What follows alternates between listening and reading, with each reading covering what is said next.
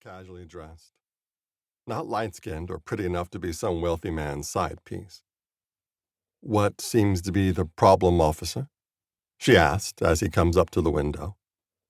Hands in clear view on the steering wheel, no expression on her face.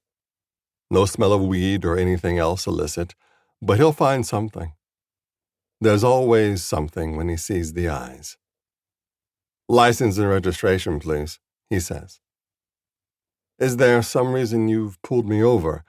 I'm pretty sure I wasn't speeding." "License," he says, slowly, but always politely, "and registration."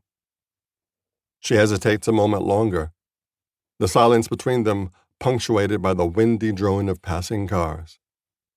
Carl could take her in on the hesitation alone, obstruction or maybe resisting. But he waits. He's a patient guy. After a moment, she takes her hands off the wheel, slowly. "I'm going to reach into the pocket here on my car door," she says. "I keep my registration and other information in a small folio there. May I pull it out?" "Be my guest," Carl says, amused. So many how to talk to police videos on TikTok these days. She hands him 2 cards. One is the registration, which is current. The other is her license, also current. And stuck to it, apparently by chance, is her membership card for the National Lawyers Guild, also current. He glances at her. She gazes off down the gently curving length of the interstate, as if unconcerned about its presence or whatever he might think of her little "do you know who I am" play. That's not important, though. Where is her phone? Most drivers keep it on the seat or in the console next to them or attached to a dash cradle. If it's out of sight, Carl's state allows one-party recording. Best to assume the worst. So he hands back the woman's documents. "Thank you, ma'am. You have a nice day." She looks fully at him for the first time, still with that neutral face, but her eyes are cold. Truth always lies in the eyes. "Can you tell me why you pulled me over, Officer Billings?" "Well, I can see them now, but at first I thought there was an issue with your headlights." He moves away from the window, around to the front of the car. Her headlights are still on, and he's familiar with what this make and model should have. LEDs with a white rim, inward slanting. What's actually on the front of this woman's car are prettier than LEDs and sly-looking. They shift to follow him as he moves into their range. Brown irises, just like those of the driver, and just as cold.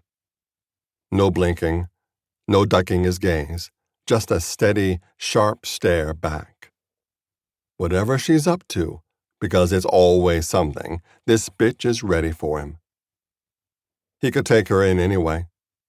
His dash cam is off, malfunctioning. Drag her out of the car, rough her up a little to let her know he's not scared of her or any other lawyer. Park her in holding until he can figure out what she's really done. Probably better to shoot than arrest her, really. Dead women file no lawsuits.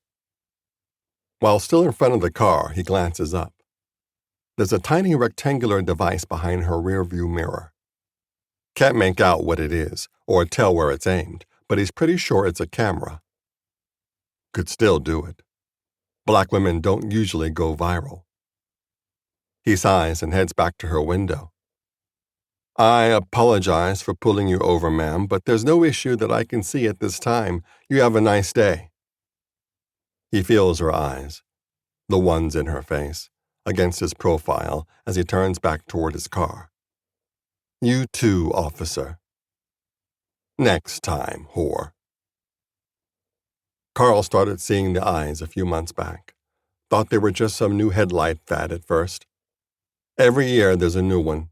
Neon rims, insectoid multiple bulbs, designs like hearts or cobra hoods. Tacky, but not illegal. These eyes, though, are far too realistic to be simply another mod. They blink. There are veins throughout the sclera, striations in the irises, boogers at the corners. Carl actually saw them manifest once, ordinary halogen one moment.